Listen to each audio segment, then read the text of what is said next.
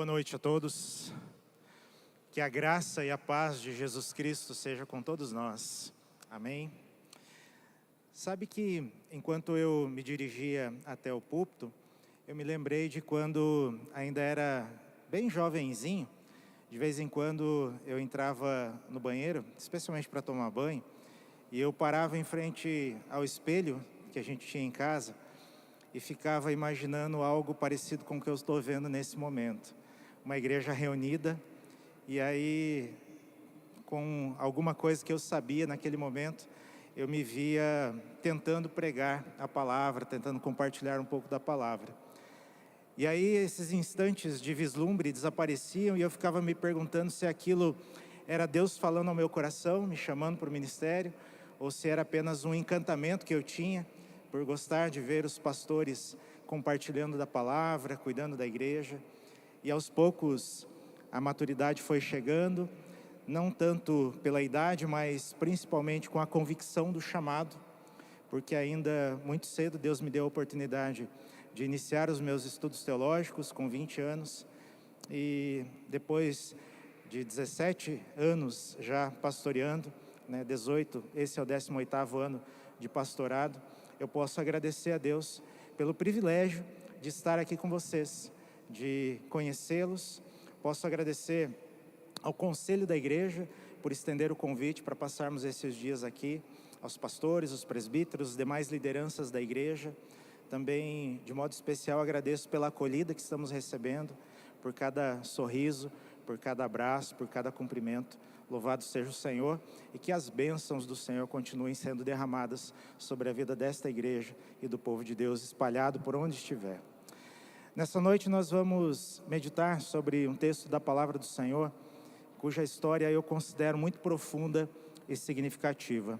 A história de um encontro de Jesus com uma mulher que, se não fosse a iniciativa do próprio Senhor, não teria sido impactada pela mensagem do Evangelho, não teria tido a sua vida transformada pela mensagem de Jesus, e não teria sido ela mesma sendo usada por Deus para abençoar, para alcançar outras pessoas. Então, se você que está aqui ou você que está nos acompanhando pela transmissão, estiver com sua Bíblia ou estiver com o seu celular para acompanhar a leitura, ou mesmo for acompanhar a projeção, nós vamos ler no Evangelho do Senhor Jesus, narrado pelo seu servo João, capítulo 4. Nós vamos ler do versículo de número 1 até o de número 30.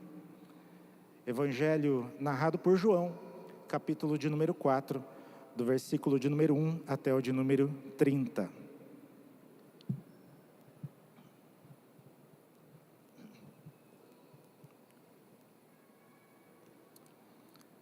Evangelho narrado por João, capítulo de número 4, os primeiros 30 versículos, na versão que eu trouxe, diz assim: Os fariseus ouviram falar que Jesus estava fazendo e batizando mais discípulos do que João, embora não fosse Jesus quem batizasse, mas os seus discípulos. Quando o Senhor ficou sabendo disso, saiu da Judeia e voltou uma vez mais para a Galileia. Era-lhe necessário passar por Samaria. Assim chegou a uma cidade de Samaria chamada Sicar, perto das terras que Jacó dera a seu filho José. Havia ali o poço de Jacó. Jesus, cansado da viagem, sentou-se à beira do poço. Isso se deu por volta do meio-dia. Nisso veio uma mulher samaritana tirar água. Disse-lhe Jesus: Dê-me um pouco de água. Os seus discípulos tinham ido à cidade comprar comida. A mulher samaritana lhe perguntou: Como o Senhor, sendo judeu, pede a mim, uma samaritana, água para beber? Pois os judeus não se dão bem com os samaritanos. Jesus lhe respondeu: Se você conhecesse o dom de Deus e quem lhe está pedindo água, você lhe teria pedido e ele lhe teria dado água viva. Disse a mulher: O Senhor não tem com que tirar água e o poço é fundo. Onde pode conseguir essa água viva? Acaso o Senhor é maior do que o nosso pai Jacó, que nos deu o poço, do qual ele mesmo bebeu, bem como seus filhos e seu gado? Jesus respondeu: Quem beber desta água terá sede outra vez, mas quem beber da água que eu lhe der nunca mais terá sede. Ao contrário, a água que eu lhe der se tornará nele uma fonte de água a jorrar para a vida eterna. A mulher lhe disse: Senhor, dá-me desta água, para que eu não tenha mais sede, nem precise voltar aqui para tirar água. Ele lhe disse: vá, chame o seu marido e volte. Não tenho marido, respondeu ela. Disse-lhe Jesus: você falou corretamente, dizendo que não tem marido. O fato é que você já teve 5, e o homem com quem agora vive, não é seu marido. O que você acabou de dizer é verdade. Disse a mulher: Senhor, vejo que é profeta. Nossos antepassados adoraram neste monte, mas vocês, judeus, dizem que Jerusalém é o lugar onde se deve adorar. Jesus declarou: creia em mim, mulher. Está próxima a hora em que vocês não adorarão o Pai nem neste monte, nem em Jerusalém. Vocês, samaritanos, adoram o que não conhecem. Nós adoramos o que conhecemos, pois a salvação vem dos judeus. No entanto, está chegando a hora, e de fato já chegou, em que os verdadeiros adoradores adorarão o Pai em espírito e em verdade. São estes os adoradores que o Pai procura. Deus é espírito, e é necessário que os seus adoradores o adorem em espírito e em verdade. Disse a mulher: eu sei que o Messias, chamado Cristo, está para vir. Quando ele vier, explicará tudo para nós. Então Jesus declarou: eu sou o Messias, eu que estou falando com você. Naquele momento, os discípulos voltaram e ficaram surpresos ao encontrá-lo conversando com uma mulher. Mas ninguém lhe perguntou: o que queres saber, ou por que estás conversando com ela? Então, deixando o seu cântaro, a mulher voltou à cidade e disse ao povo: venham ver um homem que me disse tudo o que tenho feito. Será que ele não é o Cristo? Então saíram da cidade e foram para onde ele estava. Até aqui a nossa leitura. Com a bênção de Deus, com a graça de Deus, que o Senhor fale profundamente ao nosso coração através da sua palavra. Querida igreja, irmãs e irmãos, nós temos sempre a oportunidade, sempre que desejamos, também como bênção de Deus na nossa vida, temos sempre a oportunidade de abrir a nossa Bíblia, de acessá-la de alguma maneira. Temos acesso de várias formas à palavra do Senhor. E principalmente quando nós nos debruçamos no estudo dos evangelhos, nós percebemos Jesus sempre em movimento, sempre indo até as pessoas, sempre na busca de alguém ou de uma coletividade de pessoas. O fato é que nesse momento Jesus está em terra samaritana, e o texto está nos dizendo que os judeus e os samaritanos não se davam bem. Se a gente parar para lembrar como era o mapa de Israel naquela época, nós vamos lembrar que estava de um lado a Judéia, do outro a Galileia, e o território de Samaria estava exatamente no meio, entre esses dois territórios, entre a Judéia e a Galileia. Para ir de um lugar ao outro, os judeus necessariamente tinham que passar por Samaria, ou então dar uma volta muito grande para evitar aquele terreno, porque eles não queriam passar em Samaria, e nem os samaritanos desejavam que os judeus passassem por ali.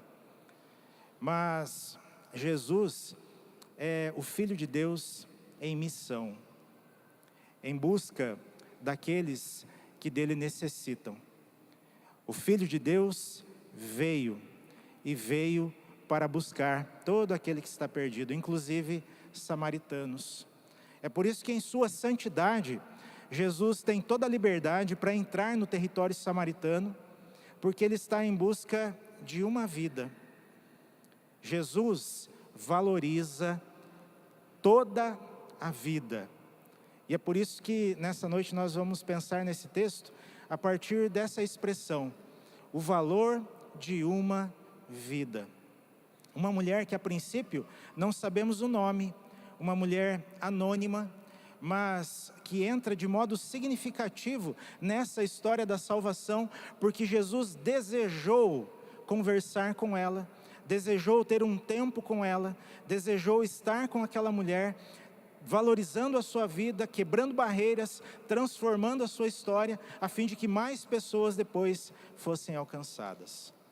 É por isso que a primeira questão para nós considerarmos, olhando para esse texto, é o fato de que Jesus quebra barreiras para estar com aquela mulher. A primeira barreira, obviamente, era de território, era não exatamente nacionalidade, mas vamos imaginar como se fosse, porque os samaritanos estavam tão separados dos judeus, que parecia para os judeus que era um povo estrangeiro. Não era um povo estrangeiro, mas para eles é como se fosse. A história registra que os samaritanos, ao longo do tempo, foram misturando a fé que eles tinham em Javé, o Senhor, Deus de Israel, misturando essa fé com outras crenças, permitindo que houvesse uma espécie de sincretismo religioso, quando práticas religiosas vão sendo misturadas, meio que colocadas no liquidificador, para formar uma coisa só. E os judeus não suportavam isso. E os samaritanos não suportavam que os judeus não suportassem isso. E aí esse abismo entre judeus e samaritanos foi sendo cada vez mais alargado. E o fato é que um judeu provavelmente daria uma volta muito grande para não entrar no território de Samaria. Mas Jesus não. Ele quebra essa primeira barreira de que não há separação entre judeus e samaritanos. O que há são pessoas sedentas da água viva. E Jesus, a fonte de água viva, indo até essas pessoas para saciá-las. E é nesse momento que Jesus, por volta do meio-dia, chega então neste lugar, na cidade de Sicar, ao poço de Jacó, um poço famoso naquela região. E Jesus senta-se à beira daquele poço, porque certamente ele sabia que uma conversa muito importante estava para acontecer. Uma mulher samaritana chega por volta do meio-dia, então, para pegar água para os seus afazeres, para a sua lida doméstica. Um horário muito incomum para fazer isso. O costume, na normalidade, é que as mulheres, ou aquele que fosse buscar água para a sua casa, para os seus afazeres, fosse bem cedinho, logo ao clarear do dia. Era mais fresco e era o melhor horário para você ter água em casa, para depois trabalhar com ela, para depois matar a sede, para cozinhar, para fazer qualquer coisa que fosse necessário. Mas o texto está nos dizendo aqui que aquela mulher foi num horário que era incomum. Ela foi ao meio-dia para buscar água. Ela tinha um problema. Ela tinha uma questão, e essa questão fazia com que ela fosse num horário diferente. Na conversa com Jesus, o Senhor declara a ela que ela tinha razão quando disse para Jesus que não tinha marido, porque até aquele momento ela havia tido 5 maridos. Um problema relacional muito sério, muito profundo. E naquele momento em que ela estava conversando com Jesus, ela estava, eu gosto de pensar, trocando a sua intimidade por abrigo e por proteção. Não era de fato o seu marido, era apenas alguém que a estava abrigando. É por isso que ela não ia de manhã como todas as outras pessoas iam ao poço, porque com toda certeza ela queria evitar olhares, ela queria evitar conversas, queria evitar fofocas e causar um incômodo, um constrangimento ainda maior. Ela preferia ir num horário diferente, num horário que ela sabia que não ia ter ninguém lá. Por isso também a surpresa dela quando encontra um homem sentado à beira do poço. E por isso também o seu espanto quando esse homem, sendo judeu, lhe dirige a palavra e pergunta se ela pode lhe dar um pouquinho de água. Aí ela diz para Jesus: como pode o Senhor, sendo judeu, pedir água a mim, uma mulher samaritana? Culturalmente, essa conversa não aconteceria senão pela iniciativa do homem. A mulher jamais teria tido a iniciativa de conversar com Jesus, ou com qualquer outro homem que estivesse naquela situação. É por isso que Jesus fala com ela e utiliza aquilo que está acontecendo. Ele pede para ela um pouco de água. Mas certamente o interesse de Jesus não era exatamente na água que viria do poço para matar a sua sede. Pelo contrário, ele estava utilizando aquela situação como uma figura para apresentar àquela mulher algo que de fato estava sendo, ou estava em falta na sua vida. Jesus quebra diversas barreiras, porque aquela mulher jamais havia experimentado a santidade do amor. E naquele momento, um homem judeu lhe dirige a palavra, na beira daquele poço, para dizer para ela que ele tinha algo melhor para lhe oferecer. ainda que a água fosse extremamente necessária no calor do meio-dia, ainda que de fato eles possivelmente estivessem com sede, especialmente Jesus, que estava vindo de uma caminhada. Jesus naquele momento tinha algo muito melhor para oferecer para aquela mulher, algo que talvez ela mesma nem sabia que precisava tanto. Mas o Senhor lhe dirige a palavra e lhe oferece de si mesmo. No Evangelho nós aprendemos que Jesus é a água viva, é a água da vida, é a água que jorra para a eternidade. E o Senhor também nos ensina que todos nós que cremos nele, todos nós cujo coração está derramado na sua presença, está rasgado diante dele, deste nosso coração fluem rios de água viva que são ali brotados pela ação do Espírito Santo. É o Espírito Santo de Deus que faz brotar em nós essa água viva, essa água para a eternidade, essa água que a samaritana tanto precisava e nem sabia. E o Senhor então diz a ela que se ela soubesse com quem ela estava falando, é ela que lhe pediria a água, porque ele tinha uma água muito melhor para oferecer. Jesus está quebrando diversas barreiras para estar com uma pessoa sedenta, para estar com uma pessoa cujo vazio existencial era tão grande, a ponto de já ter passado por diversos relacionamentos, quem sabe procurando em algum desses relacionamentos preencher um pouco deste vazio. Se a gente para pensar nos nossos dias, muitas pessoas estão vivendo da mesma forma, procurando talvez nos relacionamentos amorosos, ou talvez em qualquer outra coisa, saciar essa sede de eternidade que existe no nosso coração. E aquela mulher, problemática como estava a sua vida, estava ali naquele poço apenas para cumprir uma necessidade do dia. Mal sabia ela que Jesus estava quebrando diversas barreiras para transformar completamente a sua vida. E é nesse momento que Jesus toma a segunda ação nesse texto, que além de quebrar barreiras para estar com ela, quebra barreiras porque valoriza a sua vida e deseja transformar a sua vida, não só ali, naquele momento, mas para a eternidade. Jesus está transformando a vida de uma mulher a partir da entrega de si mesmo. Por mais que isso lhe causasse algum espanto, porque de fato não era comum um homem dirigir uma palavra a uma mulher, ainda mais sendo eles judeu e samaritana, aquele momento foi profundamente significativo na vida dela. Há uma informação aqui no texto que talvez se a gente fizer uma leitura rápida, passe até despercebido. Mas há uma informação no texto que em determinado momento, depois de conversar com Jesus e receber diversas orientações, aquela mulher deixou o seu cântaro num cantinho ali à beira do poço. E aí ela foi até a cidade conversar com as pessoas que ela conhecia e dizer para aquelas pessoas que ela achava que tinha encontrado o Cristo. O Cristo que os judeus tanto esperavam, o Cristo que alguns samaritanos esperavam também, embora houvesse aquela mistura religiosa, alguns deles ainda esperavam o Messias. E aí ela corre para contar, talvez incluindo até a pessoa com quem ela estava junto, com quem ela estava vivendo. E ela corre para contar que ela achava que tinha encontrado o Cristo, porque ele tinha dito algumas coisas para ela que possivelmente só o Cristo mesmo poderia dizer. Aquelas pessoas ficam curiosas e vão até Jesus. Nós não lemos, está na continuidade do texto aqui. Essas pessoas depois chegam para Jesus e dizem a ele que foram até o encontro do Senhor pelo testemunho da mulher, pela maneira como a vida dela foi impactada e transformada neste encontro com Jesus. Mas convidam Jesus para permanecer com eles pelo menos 2 dias. Jesus fica ali. E nesta permanência, algumas pessoas vão dizer que foi por conta disso tudo que eles também reconheceram que Jesus era o Messias.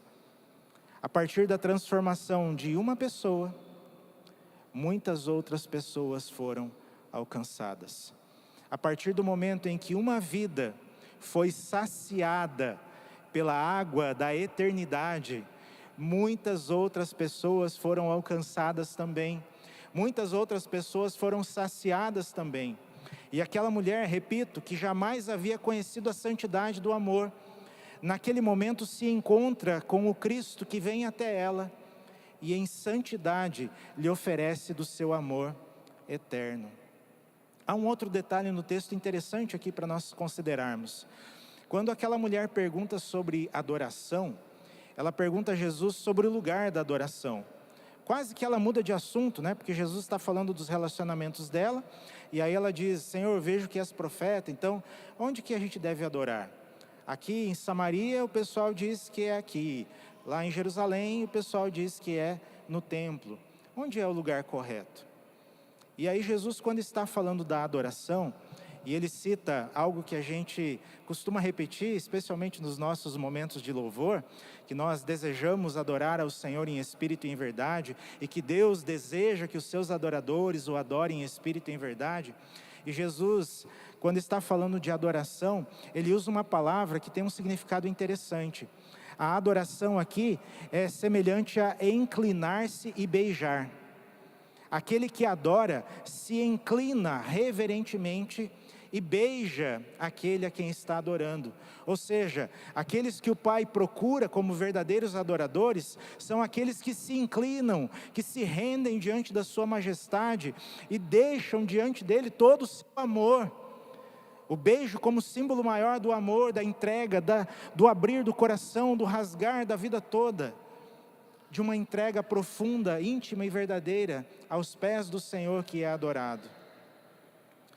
Mas olha que interessante, ao mesmo tempo que aquela mulher está aprendendo tanto sobre adoração, ela também de certa forma recebe o beijo da graça de Deus, que lhe possibilita tornar-se uma verdadeira adoradora.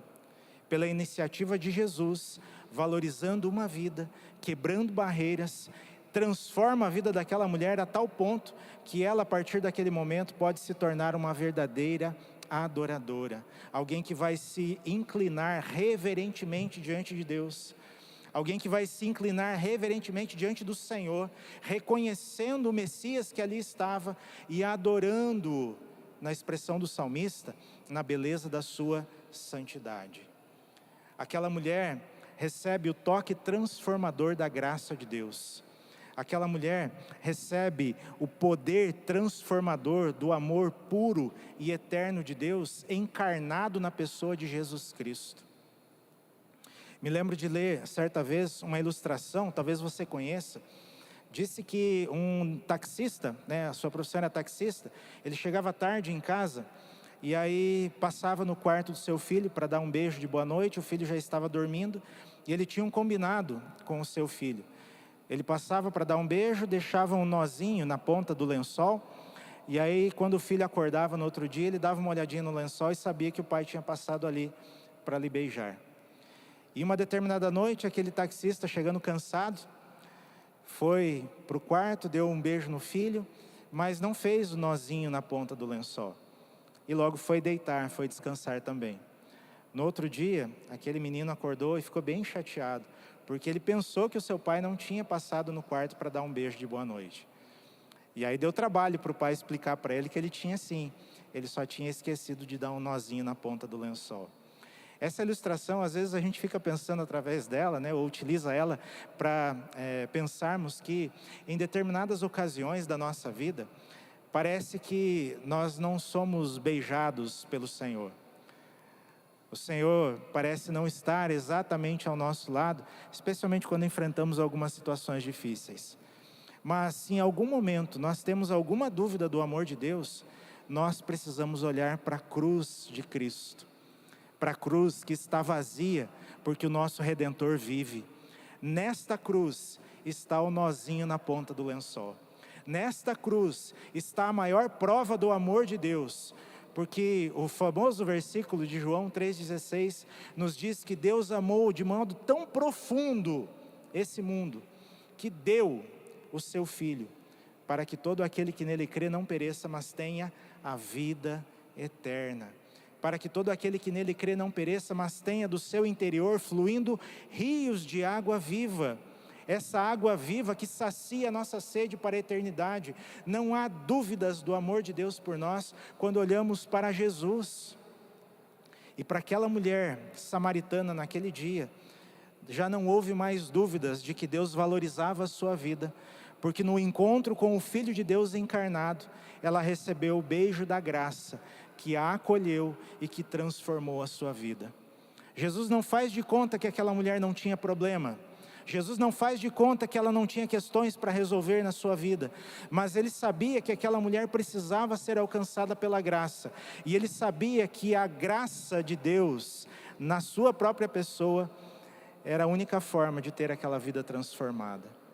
E de fato, a vida daquela mulher foi transformada e ela impactou a vida de outras pessoas.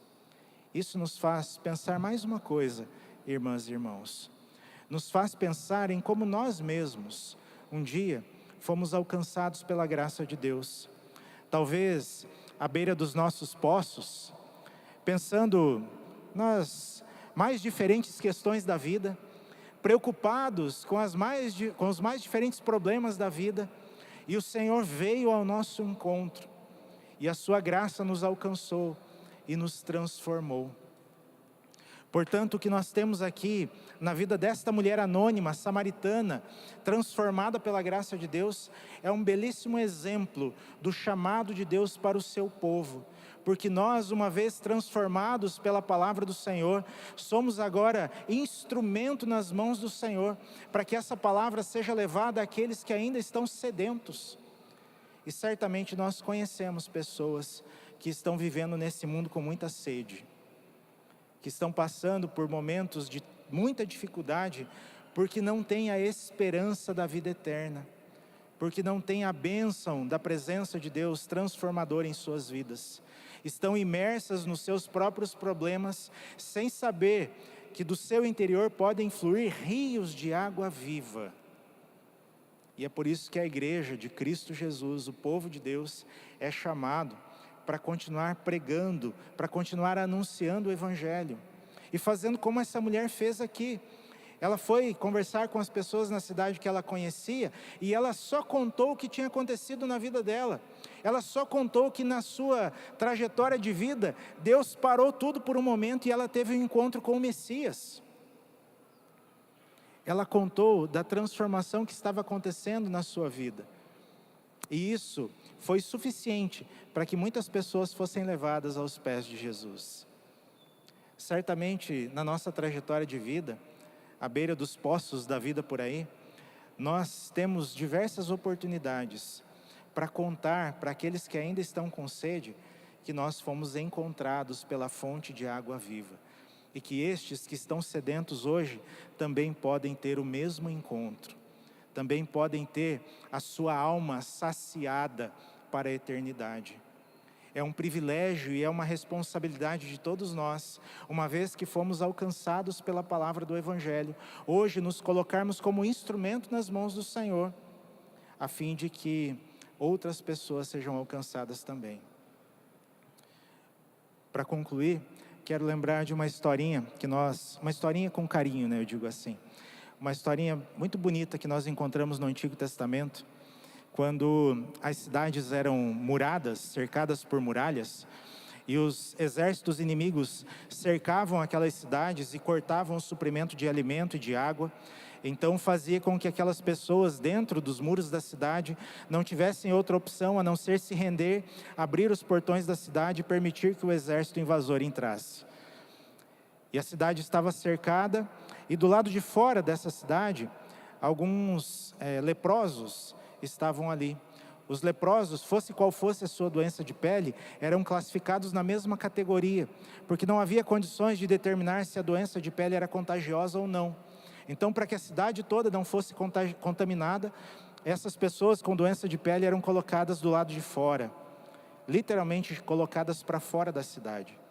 E havia ali um grupo de leprosos, também passando fome, também passando necessidade, e eles diziam um ao outro assim: olha, nossa situação já é terrível. Se nós ficarmos aqui onde nós estamos, nós vamos morrer. Se nós formos até o exército inimigo, talvez a gente possa viver. Quem sabe lá a gente encontra um pouco de comida e um pouco de água. Se eles nos matarem, nós já estamos mortos mesmo, então não temos nada a perder. E eles vão até o exército inimigo, e chegando lá, percebem que Deus já havia agido com milagre e poder naquela situação, porque aquele exército inimigo tinha escutado o barulho de um grande exército chegando, e ao som daquele grande exército que eles imaginaram que estava chegando, eles fugiram e deixaram tudo para trás.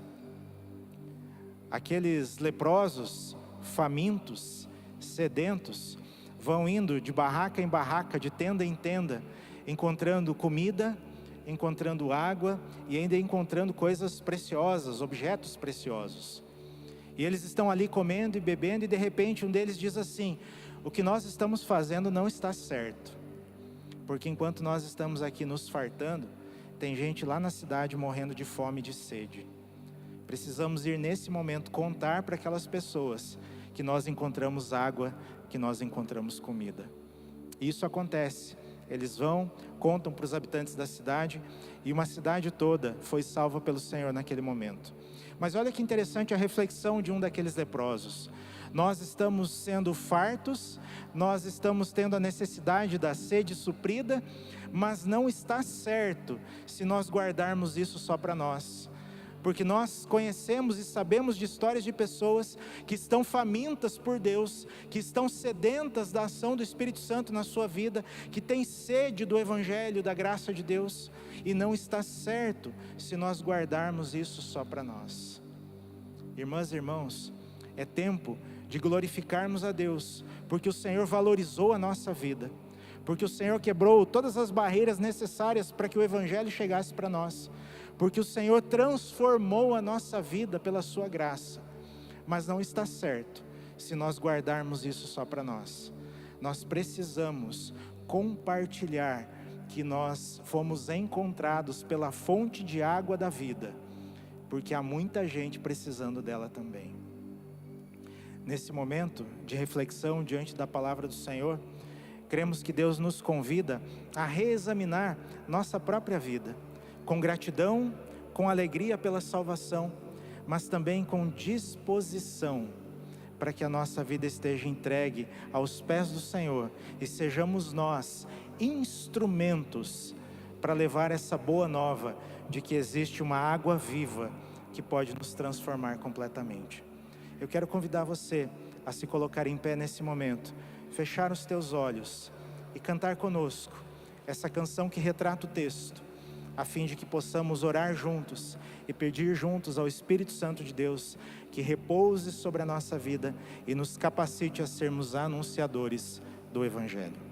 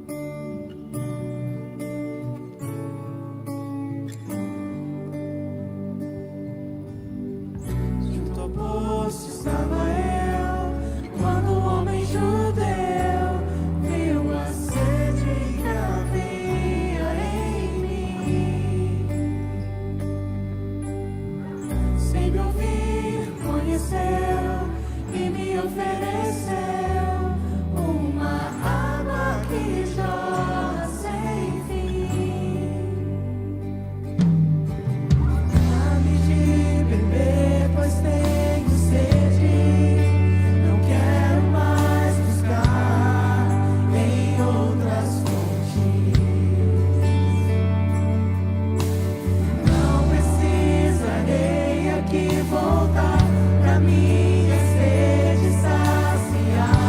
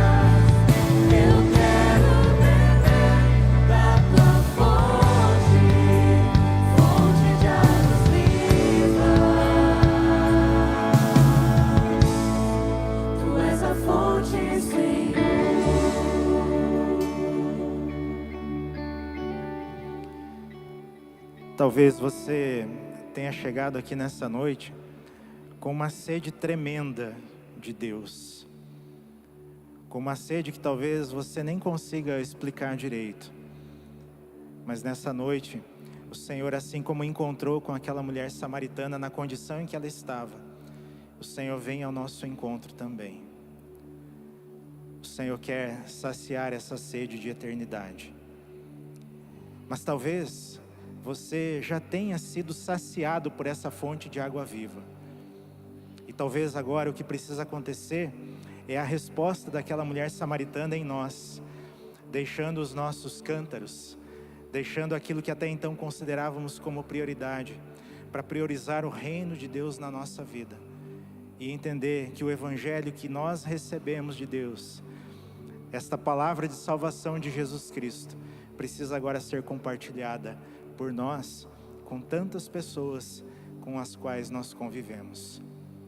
Vamos buscar da ação do Espírito Santo de Deus toda a capacidade necessária para sermos instrumento da graça, abençoando tantas vidas quantas nós encontrarmos pelos poços da vida. Vamos orar. Senhor, em nome de Jesus, te louvamos pelo privilégio de estarmos reunidos aqui neste tempo. Te louvamos por cada irmão e irmã que está acompanhando a transmissão deste culto. Te louvamos, Deus, porque o Senhor vem a nós e a Tua palavra é ministrada em nossa vida na ação do Teu Espírito Santo.